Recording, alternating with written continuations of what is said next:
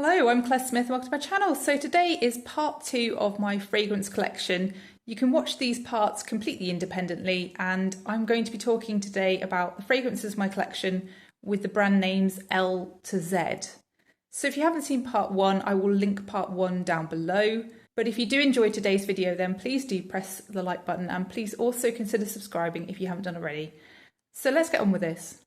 Next up we have one from Lalique. This is Pearl de Lalique. Again, this is a midnight poison said to be similar to kind of fragrance. I think this one's sweeter than Midnight Poison and a bit more approachable. So this to me is almost fizzy because it's got pepper. It's a peppery rose fragrance but with some patchouli. And the peppery rose sometimes comes off to me as slightly tobacco-y. It smells almost a little bit ashy sometimes. I think this one's just really a very different kind of fragrance. It's quite a woody rose fragrance really in the main. So that's Pearl de Lalique by Lalique. Next is my only fragrance from L'Occitane, and I think, you know, having this little dabber bottle and decanting it into this atomizer to use over summer has really taught me that I just find this fragrance, as beautiful as it is, a little bit annoying. It's just so short lasting.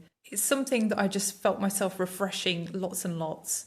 And whilst it is a really nice pick-me-up for the summer because it's such a beautiful smell, it's this lemon verbena, this really green feeling, really citrusy, uplifting lemon verbena scent. It really makes me smile. And I love the woodiness of the dry down as well. But it's just too short lasting for me. So that's L'Occitane Verbene. These are my fragrances from Lolita Lempicka, and I have this vintage bottle of the original formulation of Lolita Lempicka EDP. I absolutely love this fragrance, and I love the muskiness of the dry down, but the licorice, the anise, the cherry, it's just all gorgeous. Such a beautiful fragrance, the violet as well. It's just ticking all the boxes for me, that Lolita Lempicka. Also, I have LM à la Folie, so that's a yellow floral, resinous yellow floral fragrance with some vanilla. It's just a very delicious tropical feeling fragrance to me. And it's something that I think if someone said to me, grab the most sunshiny, bright, golden feeling fragrance in your collection that makes you think of sunshine and happiness, that's the one that I would grab. It's just the most beautiful yellow solar feeling fragrance in my collection. So that's Lolita Lempicka LM à la Folie. So this next fragrance is probably the most expensive fragrance in my collection, and it's something I ummed and ahed about buying, but I'm just so glad that I bought a bottle of it because I've been really enjoying it. So this is L'Orchestre Parfums Bouquet Encore. So this is a slightly spicy feeling tuberose fragrance. It's very warming and it just has this kind of firework style opening almost.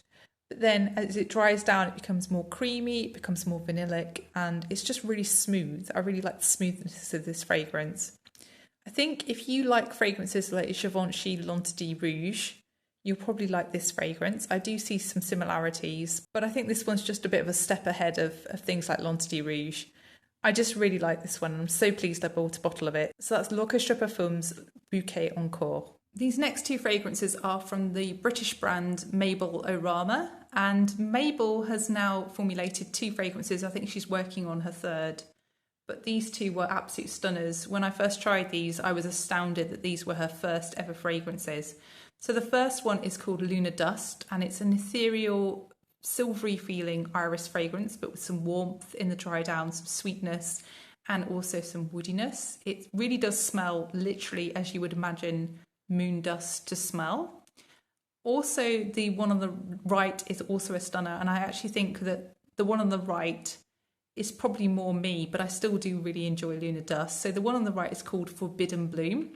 And Forbidden Bloom is a fruity, beachy, tropical floral kind of fragrance, but it has this beautiful pear at the beginning. It's really fruity. It always makes me think of gods feasting on fruits, with it kind of dripping down their chins, all the juices of the fruits, but also a beach at night.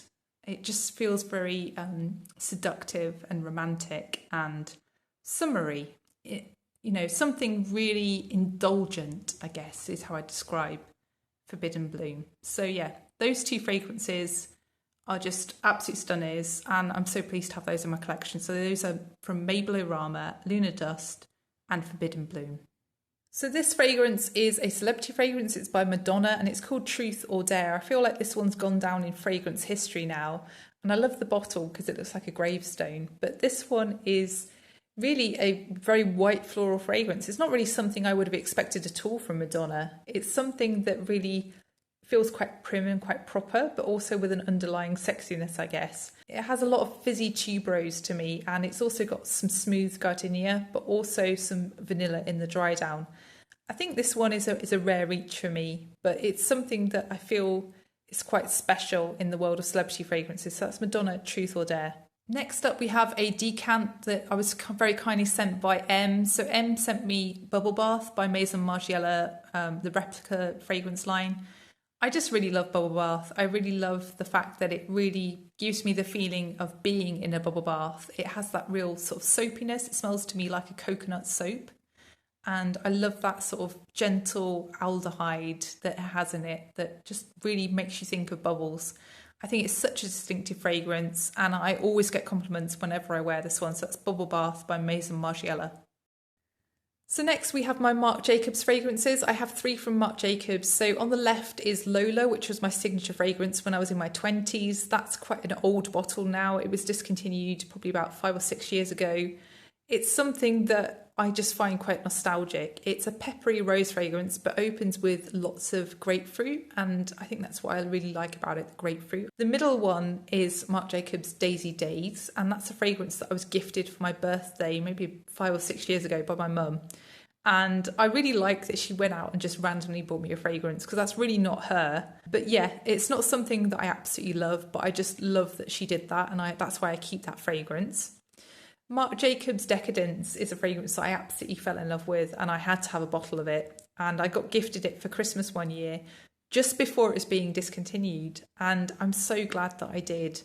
It's something I don't reach for that often. It's quite a deep, very strong, plummy fragrance, but with a lot of vanilla, a lot of woodiness from the vetiver, and also some saffron. And I think it's the saffron that really makes it stand out on the designer fragrance market.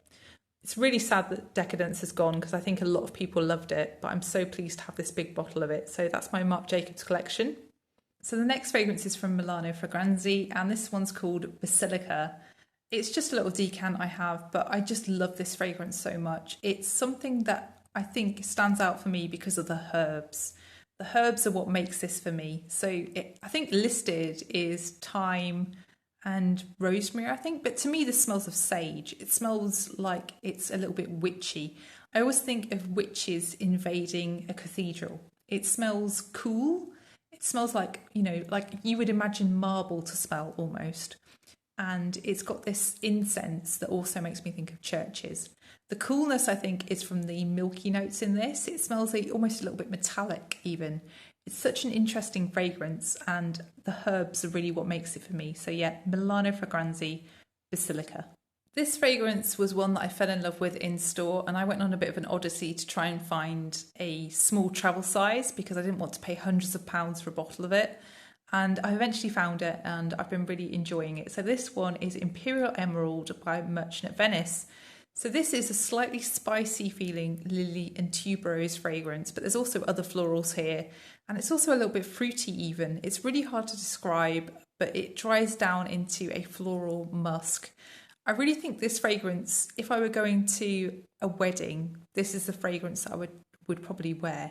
It's quite elegant. It feels very much like you're going somewhere where you have to really dress up. And I think this fragrance is probably not something I'm going to wear much to work. Maybe if I was going to something really important at work, I might reach for this one. But this is really a very special occasion fragrance for me. So that's Imperial Emerald by Merchant of Venice. So this next little collection is my collection of Miller Harris fragrances. So the one that started off the passion for me was Found at Dusk.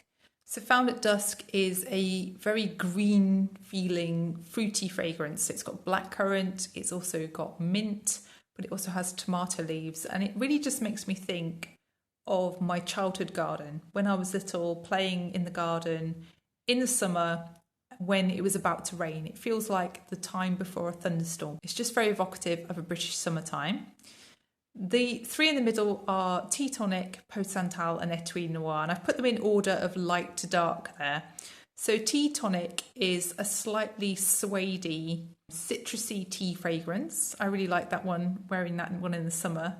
I wore it a lot in August. I took it on holiday with me. Peau Santal is a skin-like sandalwood fragrance, but it's slightly spiced.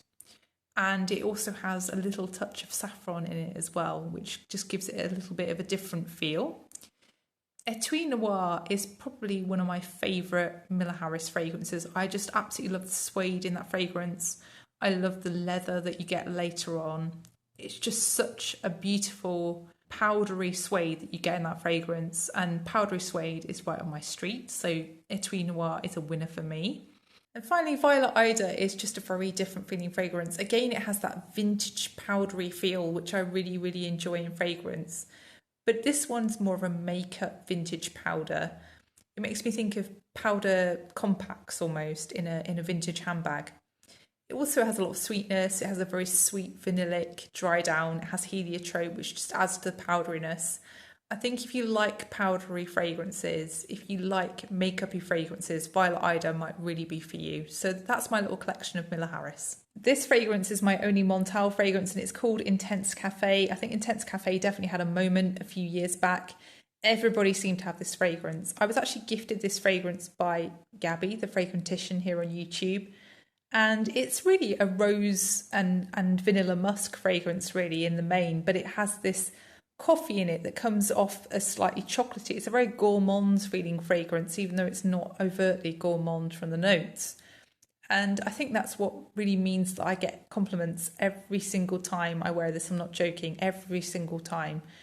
I get why this was so popular on YouTube. So that's Montal's Intense Cafe. So this is my collection of Mugler fragrances. You can see that I was pretty obsessed with Mugler fragrances before L'Oreal took over. And it really died when L'Oreal took over. But my collection now is smaller than it was, but I do have a lot of doubles of things. So I have maybe 3 or 4 bottles of Alien, and I have 2 bottles of Angel as well. So going left to right, I have obviously the original Alien. I have Alien Essence Absolue, which is a resinous vanillic version of the original Alien. And I think it's the flanker that most people search for. And it took a lot of searching for me to find even that tiny bit that's left in the bottle there. And I really am hoarding it, and I really shouldn't. I should just enjoy it, wear it and enjoy it, because it's going to go off at some point. Alien Mirage is a fragrance that I wore loads this summer. And it's something that smells very fresh, almost fruity floral. It's got this watery, sweet floral feel to it, but also it's a little bit metallic. And it's also a little bit almost salty, almost, but also with this really enveloping cashmere, just like the original Alien. In the middle there is Eau de Star. So Eau de Star I would describe as an upside down angel. It starts off with patchouli and then it moves into watermelon. It's a very strange fragrance. Next is Angel Nova, and that's a very fizzy feeling fragrance. It's raspberry, it's lychee, and it's also rose. It's very uplifting and happy feeling, but it also has some peppery akagala wood in the dry down. Also, I have Eau Croisière 2020, which is a bit of a shape-shifting, tropical, fruity fragrance. It always makes me think of pineapple leaves, that fragrance, for some reason. Angel, I have a few bottles of, as I've said, but I think everybody knows how Angel smells. I also have Angel Muse. Angel Muse is a hazelnut cocoa-y fragrance. It's very, very gourmand leaning, that one. I think that's probably one of the sweetest ones, but it is nicely balanced by the vetiver in it. The other fragrance is Aura, and I have this huge 100ml bottle that I bought way before YouTube, and it's a green, lush, wet, tropical rainforest kind of fragrance to me. Very different, and I'm very pleased to have my little Mugler collection, even though most of these now are sadly discontinued. So the next fragrance is called Eglantier, and it's from Nancy Mayland, who's a perfumer who's based in Brighton. And this fragrance is beautiful, but it's really hard to describe. So it always makes me think of people dressed in Regency dress. It always makes me think of wooded areas next to grassland. It makes me think of hay in stables, dry grass in stables that's kind of warm, dry grass. It just has this very natural feel to it. It really smells a little bit resinous, it smells a bit woody, but it also smells slightly white floral and also slightly rosy, but it's like the white florals and the rose are behind a woody screen. I think this fragrance is also slightly salty. It's also quite strong and very long lasting, and it's one that I would really wholeheartedly recommend, but I really can't describe very well. So that's a Clantier by Nancy Mayland. So this is my only fragrance from Narciso Rodriguez, and it's called Narciso Ombre. So Narciso Ombre is a tropical floral version of the typical Narciso DNA. So the typical Narciso DNA is really a woody musk, and it's just really pretty. I think this fragrance is really perfect for not too warm weather, just sort of slightly warm. I think it's a nice one for spring actually. So that's Narciso Ombre. So next I have two fragrances from Nina Ricci, and these were both formulated by Francis Kurkdjian. So I have Rose Absolue and I also have Chant d'Extase. So Rose Absolue is a really sweet Taif rose, and it's also quite resinous, it's quite peppery almost, and it's almost oudi. I think Rose Absolue is something that I just rediscover in my collection every winter, and I'm always astounded by how good it is, so I'm pleased to have that one. And I also have Chant d'Extase. So Chant d'Extase is a salted caramel fragrance, but it's quite a subtle salted caramel, and it's really quite an aquatic, almost marine feeling salted caramel. But the beauty of this fragrance is that it doesn't have cologne. I absolutely hate cologne, and that's why I like this one. It also has some fruity notes, and it's just a very beautiful fragrance, and really truly the only salted caramel fragrance that I actually like. So that's Chant d'Extase by Nina Ricci. So this next fragrance is one from Oil Perfumery, and it's actually a dupe of Chanel Beige. And I really like dupes in oil formats. I think they're really convenient. I love that I can take this in a handbag somewhere, and I really like this fragrance. It's a really sort of solar feeling floral fragrance. So that's Oil Perfumery's version of Chanel Beige. This next fragrance is one from One Way Bridge, and sadly the label's come off, but it's called Pitching Woo. So Pitching Woo was Elise's fastest selling fragrance, and I can tell you I know why. It's because it's the most interesting gourmand fragrance I have ever tried. Pitching Woo is a slightly minty, and I say minty with caution there because Elise lives in New Zealand and she gathers all kinds of weird herbs, and I'm sure she's used something that isn't mint in this fragrance. I think also it has a sweetness to it. So it's almost like a caramel or perhaps a toffee. There's something a little bit burnished in this fragrance, burnished sugar kind of smell in this fragrance. There's also something that approaches the creaminess of ice cream, perhaps also the fruitiness of apricot or perhaps peach in this fragrance. And there's also a slight fizzy feel to it, a very mild fizzy feel. It's just a very interesting take on gourmand, and I can see completely why this was so popular and why Elise has brought it back. So that's Pitching Woo by One Way Bridge. So this next fragrance is one from Orei, and it's called Cadren. And Cadren always makes me think of fun fairs. It makes me think of seaside rock, that kind of minty, sweet rock. But it also smells a little bit gingery. There's something here that makes me think of lemongrass. It's just such a relaxing but sweet fragrance overall, and it's something that I've put on my perfume tray for September. So that's Cadren by Orei. This next fragrance is my only fragrance from Paco Rabanne, and this one's called Ultraviolet, and this is a vintage bottle of Ultraviolet. So this fragrance is violet, but it's a fuzzy, warm feeling violet, but also with some coriander as well. It's a very, very interesting fragrance, this, and something that I really have to be in the mood to wear because it lasts forever. But it's really sweet and really fun, and I think this is probably the only fragrance from Paco Rabanne that I've actually enjoyed. So that's Ultraviolet by Paco Rabanne. So this fragrance is one of the few celebrity fragrances still left in my collection. This one's Pharrell Williams' Girl. And the thing I like about this is it's an aromatic violet fragrance, but it's also got some other interest to it because it's got a woody, leathery, even slightly chocolatey patchouli to it. I just think it's really striking, and it's something that I think is just such a good deal for the price you can find this. So that's Pharrell Williams Girl. So this next fragrance is from Pocket Scents, and it's actually a clone of Virgin Island Water by Creed, and it's called Il Vierge. And this one, I just love the coconut, I love the lime, and I love how long this lasts compared with Virgin Island Water by Creed. So that's Il Vierge by Pocket Scents.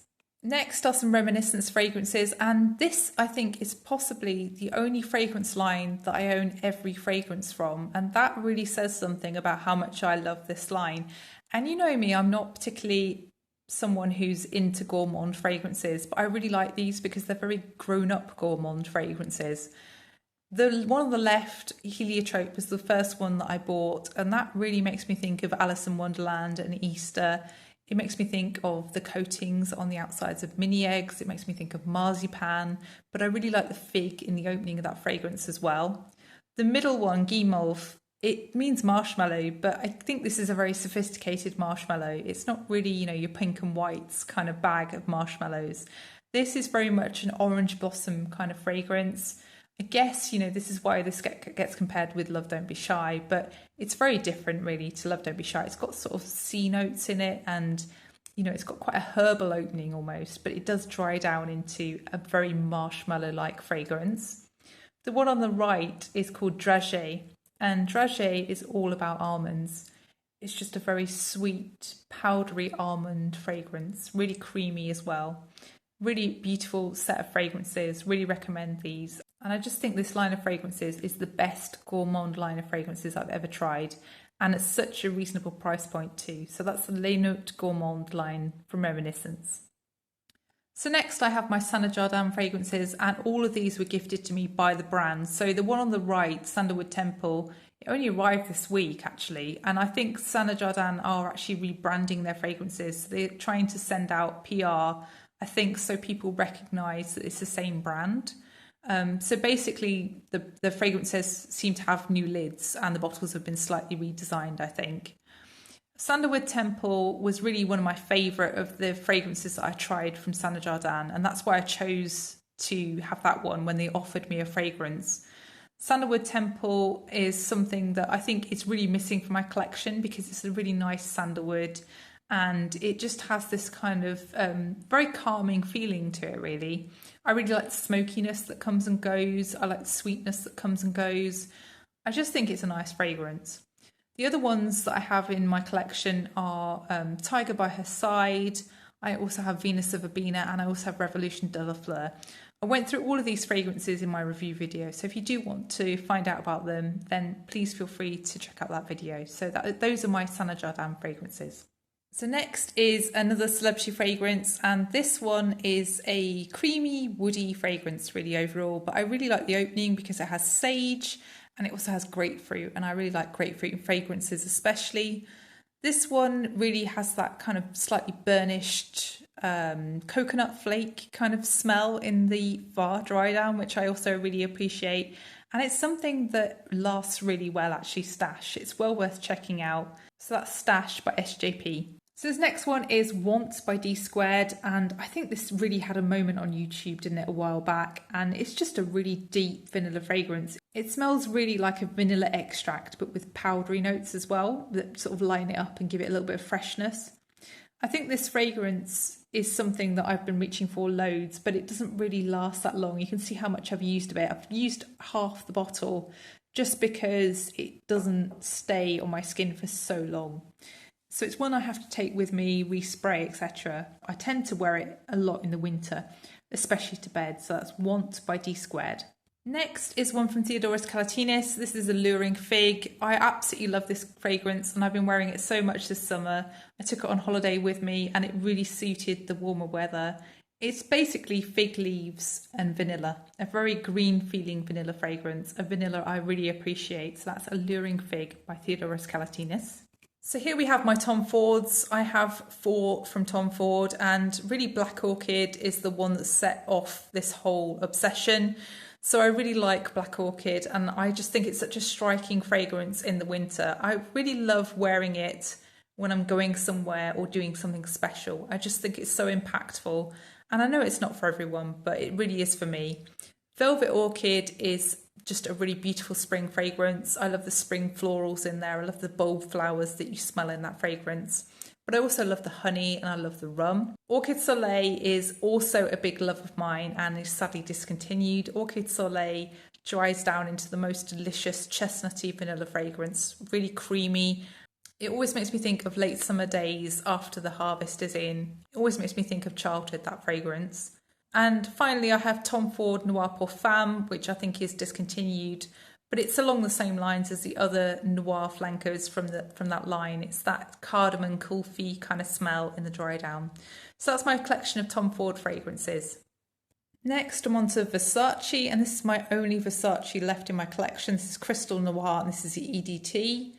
So this is a spicy fig and sandalwood fragrance, really. Slightly peppery, I guess, more than spicy. But it also has quite a soapy vibe to me. And the fig sometimes comes off more as coconut. It's that kind of creamy fig. I think this one also has a lot of cashmerean in it because it has that huggy, enveloping feel about it. And it's really quite cool smelling. I think this one is a very all year round fragrance and definitely a signature fragrance. And it's definitely a love or a hate. People don't really have in between views on this one. So that's Versace Crystal Noir EDT. So next are my YSL Black Opium and Black Opium Flanker. So I've got the Intense. So the Intense is really not that close to Black Opium actually. It's really quite different. So it opens with absinthe, really odd kind of absinthe note.